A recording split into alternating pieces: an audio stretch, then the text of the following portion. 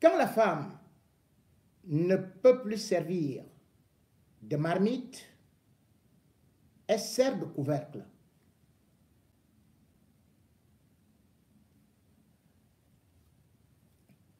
Cette citation, ce n'est pas moi qui l'ai inventée. Cette citation est celle de Voltaire. Et même Voltaire a eu un tout petit peu à la plagier. Tout en remerciant ceux qui m'appellent en ce moment, je vous dis que je suis en direct et que j'aimerais que quand on m'appelle, que ce soit pour quelque chose de très important. Voltaire, bien évidemment, on peut lui attribuer cette citation qui aussi peut être revendiquée par Miguel de Cervantes en 1663. Ce n'est pas le plus important. Ce n'est pas le débat. C'est la profondeur de leur pensée, parce que beaucoup de femmes sont parfois considérées comme des instruments qui parfois ne servent qu'au lit ou généralement sont aptes pour des marmites. Mais la société a évolué et on a vu que beaucoup de révolutions aujourd'hui sont entreprises par des femmes. Beaucoup de changements arrivent par des femmes. Les femmes vont en guerre. On peut le savoir par l'histoire des Amazones. Nous ne pouvons donc plus aujourd'hui, au moment où nous revendiquons parfois l'égalité, qu'on puisse ne pas parfois parler des affaires qui concernent des femmes. Parce que les femmes sont aussi des humains. Quand on parle d'homme avec grand H, on ne regarde pas le sexe. La preuve, c'est que les femmes également sont celles-là qui se lèvent au Cameroun. Les femmes sont aussi celles-là parfois qui conseillent leur mari. D'où leur nom, parfois, souvent, de première dame ou de ministre de l'Intérieur. Et puisque les femmes font de la politique, on est aussi obligé de les encourager ou de les critiquer. On ne peut pas dire, c'est interdit de critiquer une femme du moment où elle est dans la politique et du moment où ses actions ont des influences politiques. Et d'ailleurs, on peut constater qu'au moment où tout le monde est dans la stupeur, dans la peur, c'est un groupe de femmes dirigé par Kawala, avec le mouvement stand-up, qui s'est levé et qui a créé ce thème, ce slogan, Vendredi en noir. Vendredi en noir devait d'ailleurs se tenir à Douala pour dénoncer les prix élevés de carburant que le régime Biya vient de décréter sans pour autant annoncer des mesures d'accompagnement comme dans d'autres pays. Le Cameroun se retrouve donc aujourd'hui avec ce qu'on appelle l'inertie, l'immobilisme, la peur, parce que non seulement vous n'avez pas mangé, non seulement on vous impose l'augmentation des prix de carburant, mais vous dormez dans l'obscurité. Les coupures d'électricité ne font que se multiplier de quartier en quartier, de grande ville en grande ville.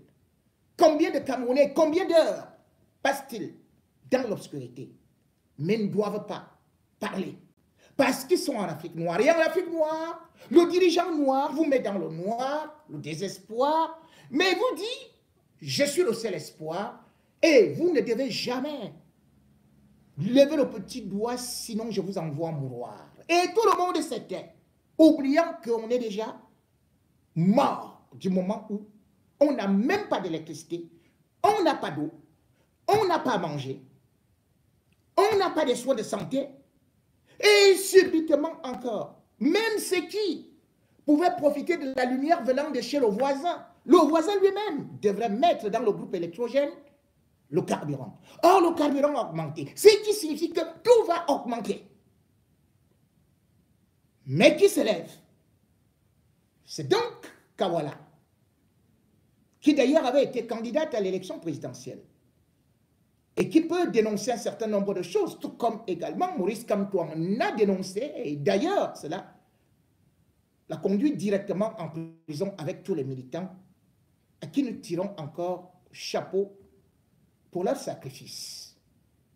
À peine le vendredi noir, puisque nous sommes justement dans un pays noir, qui évolue dans le noir, et qui vous dit qu'un beau soir, il y aura émergence en 2035, quand Paul Biya ne sera plus là, bon, peut-être ce sera dans le cimetière.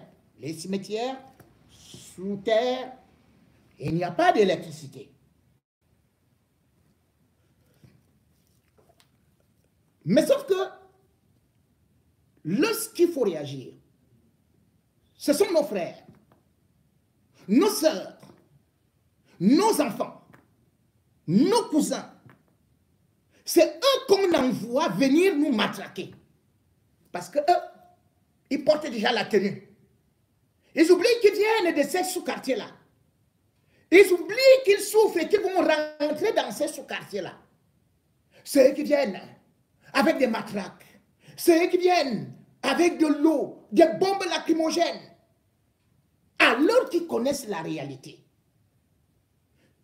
De la même manière qu'ils avaient arrêté Maurice Kamto chez Albert Zongan, ils sont partis encercler l'endroit où devait se tenir cette réunion à 15 h.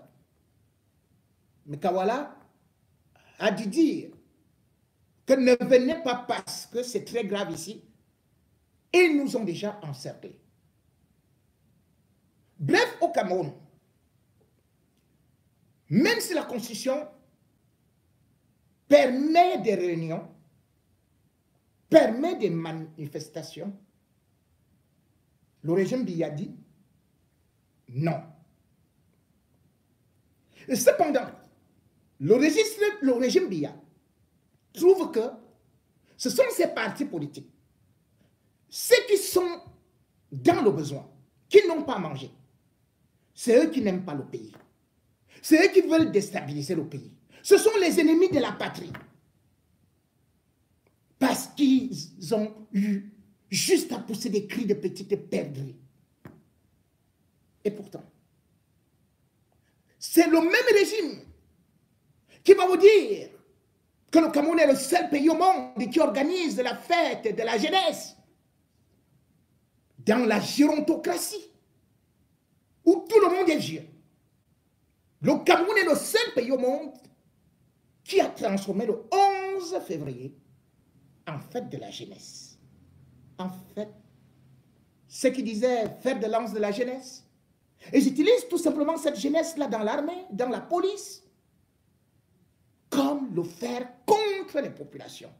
Fer de lance. Cette jeunesse n'a rien. Et cette jeunesse n'a pas d'issue. Puisque non seulement ils se sont enrichis, ils ont appauvri le pays, mais en plus ils ont surendetté le pays et de surcroît ils ne vont jamais en retraite. Bien au contraire, ils sont là, ils changent les actes de naissance et puis ils multiplient eux-mêmes des fonctionnaires fictifs. Dans son message à l'adresse de la nation, Cabral Libi, l'ancien ou le futur ou le présent président du PCRN, un parti politique qui ressemble quand même à un comptoir de soya, mais il a quand même parfois des messages qui peuvent être importants. Il a parfois certaines analyses. Et quand c'est bien, j'applaudis. Son message était percutant vis-à-vis de la jeunesse. Et surtout en présentant comment ils sont en train de détruire l'avenir de cette jeunesse. Cabral Libi révèle d'ailleurs que, alors qu'on nous demande de serrer les ceintures, alors qu'on nous demande qu'on est en train de réduire le train de vie de l'État, que plutôt le régime Biya continue à payer les fonctionnaires fictifs. 10 000 nouvellement recensés. 10 000 fonctionnaires fictifs. C'est-à-dire que au ministère de la fonction publique, les gens n'existent pas, mais on crée des matricules dans le régime BIA. On détourne de l'argent. Et pourtant, c'est depuis 2019, que dis-je depuis 2017, que dis-je depuis 2015, que dis-je depuis 2013, que le régime BIA a dit qu'il mettait en place un système informatique pour détecter ce qu'on appelle les détournements ou encore le fichier solde avec des fonctionnaires fictifs. L'argent a été payé à plusieurs entreprises, même extérieures, mais au ministère de la fonction publique.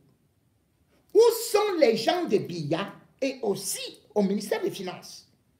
Parce qu'il faut savoir que le ministère de la fonction publique est géré par Joseph Anderson Lee, ancien journaliste de la CRTV, et qui a été appelé par Chantal Biya au palais, et puis affecté par Chantal Biya au ministère de la fonction publique. Et pour gérer de l'argent des fonctionnaires et tout l'argent du pays, Biya lui aussi il a placé son neveu, lui Paul Montazé. Voilà les deux qui nous racontent que wow, il y a un problème de fichier solde, oh, les gens sont en train de voler, oh, les gens sont en train de faire ceci, oh, on a fait ceci, applaudissez pour nous, on a essayé d'effacer les faux fonctionnaires, on fait des économies. Et ils ont donc pris des milliards pour l'opération antilope, pour nos fichiers, pour nos nettoyer. Après cela, rien. Et il y avait toujours des fonctionnaires fictifs. Et ils ont créé ce qu'ils appellent CJPES. C'est une opération qu'ils ont appelée comme ça. CJPES 1. Ils ont sorti des milliards. Toujours pour payer les fonctionnaires, pour nettoyer les fonctionnaires fictifs. Après rien. Et ils sont revenus avec ce qu'ils appellent CJPES 2. Ils sont partis prendre les gens tantôt au Maroc, tantôt en Égypte, partout où ils trouvaient quelqu'un qui est un peu brun là, qui a Oussam dit viens. On va te présenter comme un grand blanc informaticien, tu vas nettoyer, on va dire que c'est toi qui vas nettoyer ça et tout et tout. La CRT dit filme aussi, on filme, on vous montre au journal. Et lui, Paul Montazé vient nous dire qu'attendez, en 2019, j'ai réussi à détecter 10 000 fonctionnaires fictifs. Vous allez voir, ça fait 30 milliards d'économies par an. 30 milliards d'économies par an. C'est ce qu'il a dit. Où est ce fichier solde? Où est ce fichier que Joseph Anderson Lee a pris de l'argent, a fait venir des gens du Maroc. Ils se sont assis, ils ont commencé à se partager de l'argent. Ça n'a jamais été fait. Pendant ce temps, on continue à faire sortir l'argent par des lignes 94 et 65. Selon le CONSUPE, Conseil supérieur de l'État, rien que ces lignes qui étaient réservées, ne serait-ce que pour certaines obligations ou bien certaines choses de l'État, en fait, ce sont des caisses noires, que ces lignes, finalement, ont été pillées par des fonctionnaires fictifs. Mais cependant, le Paul Montazé qui nous disait qu'ils sont 10 000, on découvre maintenant qu'après vérification, encore on nous dit qu'on vient de découvrir là, en octobre 2021, on a encore découvert 10 000. Donc les mêmes 10 000 s'ils ne finissent pas. Et puis, subitement là, ils nous disent que on est en train de convoquer, vous allez voir, on a trouvé des grands voleurs, on va faire ceci, on va faire cela. On nous dit, voici la liste de 1700 personnes. 1700 personnes qui doivent aller se justifier encore où? Au ministère des Finances. On dit, vous allez voir, on va les punir. Nous sommes en 2024. Où sont les enquêtes qui ont été engagées sur les 1700 personnes dont on a découvert? Vous vous rendez compte qu'en 2 ans au Cameroun, on a perdu 5 000 milliards. 5 000 milliards ont été détournés en 2 ans. Les 2 dernières années, 5 000 milliards. Le Cameroun est le seul pays au monde où les fonctionnaires font 600 jours, suivez-moi, de missions à l'étranger. Mes frères et sœurs, je sais que moi, je n'ai jamais été à l'école. Je suis sorti du ventre de ma mère et j'ai seulement appris la chasse, la pêche et la cueillette. Mais vous qui avez été à l'école,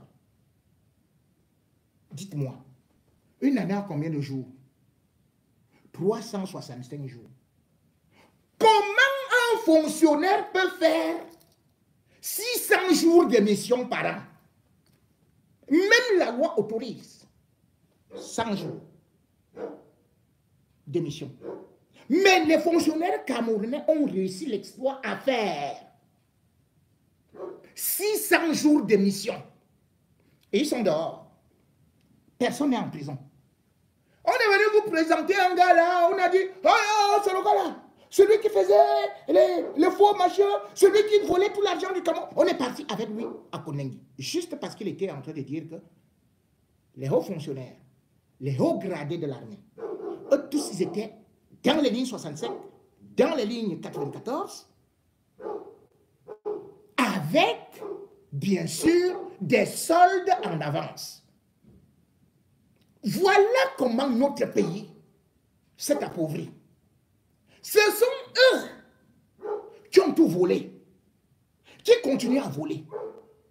Et ils demandent au bas peuple que c'est vous qui devez rembourser. Et vous ne pouvez. Et ils vous disent, interdit de pleurer, interdit de marcher, interdit de dénoncer. Ils ne sont qu'en train de manger. Le régime Biya, aujourd'hui, vous parle de l'augmentation des prix de carburant sur le plan international. Et les gens se taisent et les gens font de la communication gouvernementale pour essayer de justifier l'injusticiable de cette parodie qu'ils appellent conjoncture internationale. Mais tout le monde sait que le pétrole du Cameroun a été vendu par la famille présidentielle. Que c'est la famille présidentielle qui détourne l'argent du pétrole. Tout le monde le sait. La preuve, il y a l'affaire Glencore. Voilà des gens qui vous disent, devant les Américains, devant les Anglais, nous avons corrompu les dirigeants camerounais. Nous avons versé des pots de vin à hauteur de 7 milliards pour prendre le pétrole à vil prix. Mais eux, ils revenaient récupérer les rétro-commissions. Si un voleur vous dit qu'il vous a volé 7 milliards, ajoutez 2 zéros derrière. Donc au moins 700 milliards que ces gens-là ont pris chez Glencore. Tous les pays du monde où on a cité Glencore ont attaqué Glencore en justice. Sauf le Cameroun. L'ancien bâtonnier Maître Akeremouna, et aussi ancien président de Transparency International, a écrit à tous les organismes du Cameroun que aller chercher l'argent là-bas chez Glencore, vous revenez renflouer les caisses de l'État. Mais pourquoi est-ce qu'ils ne partent pas? Parce qu'on sait que là-bas, on va trouver le nom de Chantal Biya, on va trouver le nom de Nathalie Moudiki, on va retrouver le nom de la famille présidentielle des enfants de Chantal Biya, de Paul Biya et de Ngong. Tous!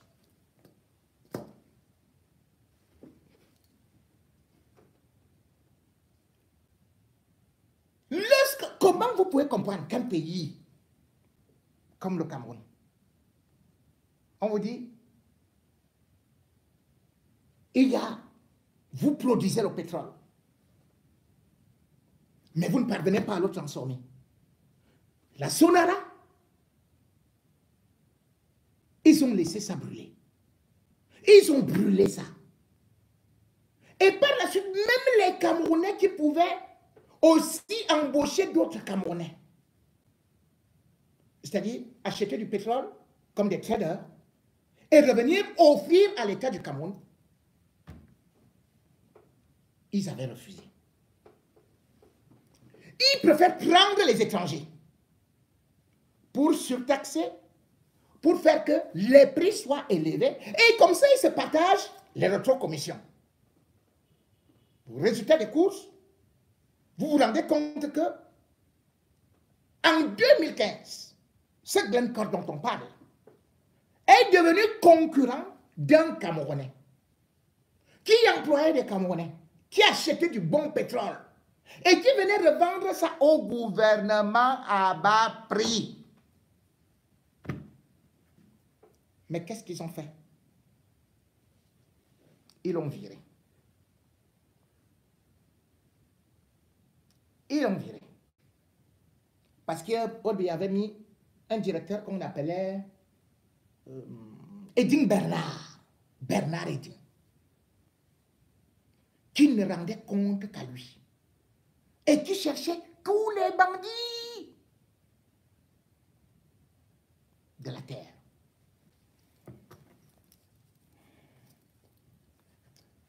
Ce monsieur a porté plainte dernièrement. Parce que je crois que sa société devait s'appeler APC.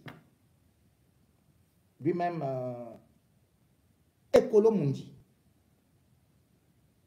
Il avait gagné le marché. Il était avec des partenaires. À la présidence de la République, on a bloqué. On a préféré que Glencore vienne livrer, combien là? 400 000 tonnes de pétrole qui était du zoazois et qui de surcroît était surfacturé. Regardez donc. Ça fait quel manque à gagner pour l'État du Cameroun.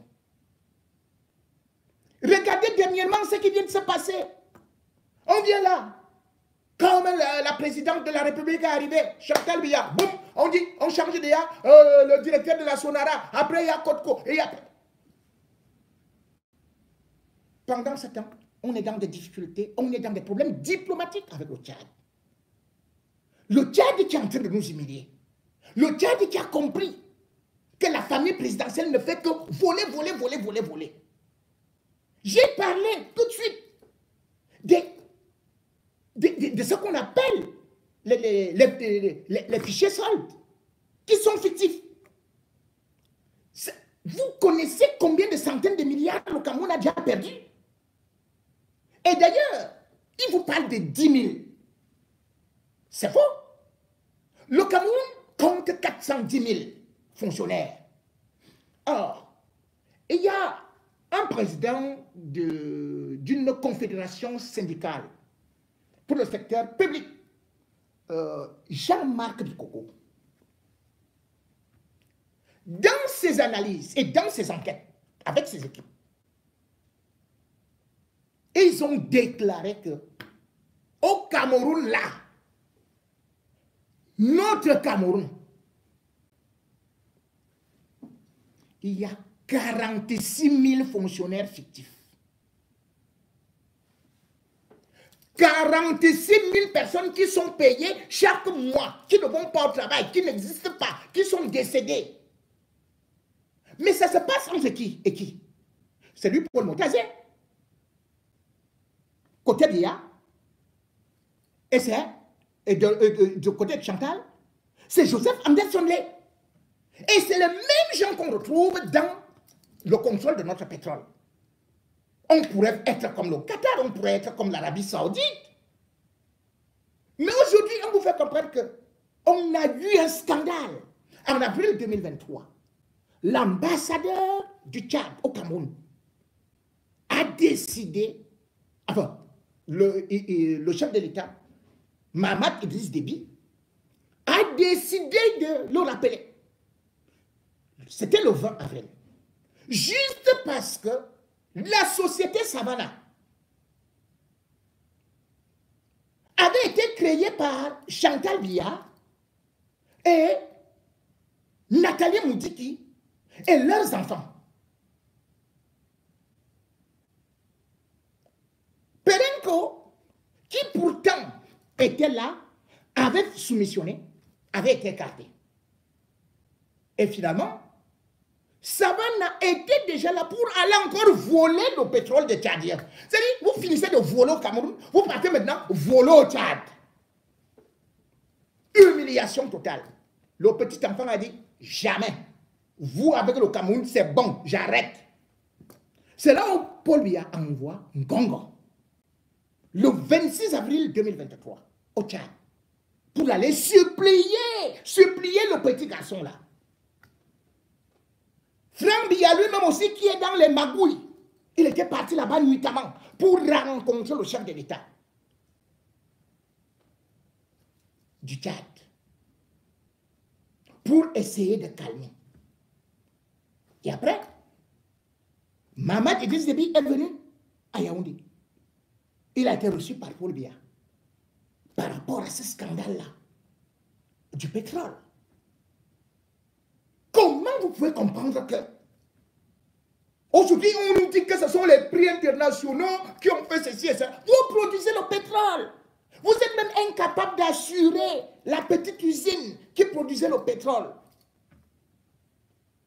La Sonara a brûlé. Pourquoi en 2019?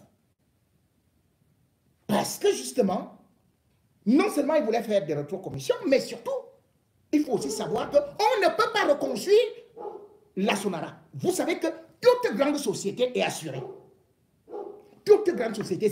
Donc, en cas d'incendie, le Cameroun ne devrait pas être là, comme le régime impose maintenant aux Camerounais de reconstruire la Sonara. Mais où est l'assurance? Ce sont des milliards qui sortaient chaque année pour assurer la Sonara. Ces milliards ont été détournés. Et dès qu'on a su qu'il y a déjà incendie, ils ont couru voir Actis. Actis a dit, nous on ne peut pas. On ne peut plus prendre de l'argent. Vous ne pouvez pas aller venir assurer quand il y a eu incendie. L'assurance est préventive. Et non, après vous arrivez, vous dites que, oh, on est là, on est venu vraiment régler ce que vous nous deviez et tout ça et machin. Est-ce qu'on a arrêté quelqu'un par rapport à ça? Non. Notre pétrole a été liquidé. À part Glencore, il y a une autre structure de traders qui n'a rien à voir avec le Cameroun, mais qui vient s'enrichir au Cameroun. On appelle ça Vitol. Comme le Tramadol, comme au Dontol. Voilà une société de souris qui est arrivée pour prendre notre carburant, notre pétrole, à moins 70% des prix mondiaux. Comment vous pouvez comprendre ça? On vous dit que le costume que je porte là, il coûte 10 000 francs à Mokolo. Vous fuyez Mokolo. Vous partez au fond du marché Tambafia pour aller acheter ce costume à 200 000. On vous a dit 10 000 francs. Bon, laissons de ce côté-là. Vous avez un acheteur. Vous êtes dans une boutique. L'acheteur arrive. Il vous dit, je veux le pot de fleurs-ci. Le pot de fleurs sur le marché vaut 50 francs, vaut 100 francs CFA. C'est comme ça qu'on le vend partout. Mais au Cameroun, quelqu'un revient, il voit le pot de fleurs. Et il donne 30 francs. 30 francs CFA au lieu de 100 francs. Vous avez déjà vu la qualité de commerçant là qui enlève 70%. Vous êtes même comment Chipo de Bingono qu'on insulte, que j'ai sali l'image du Cameroun. Quand Glencore dit qu'on est venu salir, que les gars là partaient porter l'argent dans des mallettes, dans des jets privés, comme d'ailleurs ils en utilisent tout le temps, que ce soit la première dame, les enfants et tout ça et tout et tout. Vous dites aux gens, ah, vous ne devez pas parler d'eux, ce sont les sœurs, ils sont ceci, ils sont cela, au lieu de rien dire.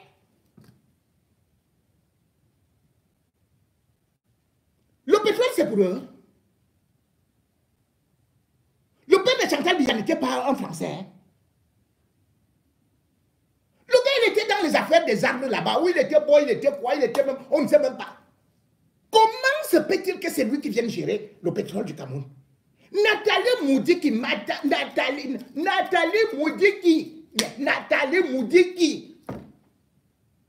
tu sors d'où dans les affaires du pétrole? Juste parce que vous marchez avec des vieillards qui ont des cannes et tout et tout.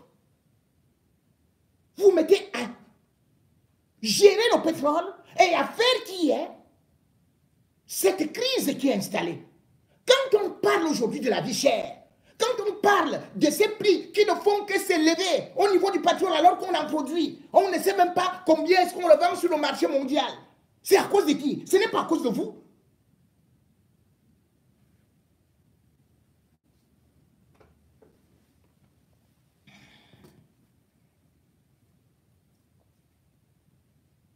Les lignes 94 ont été créées pour qui?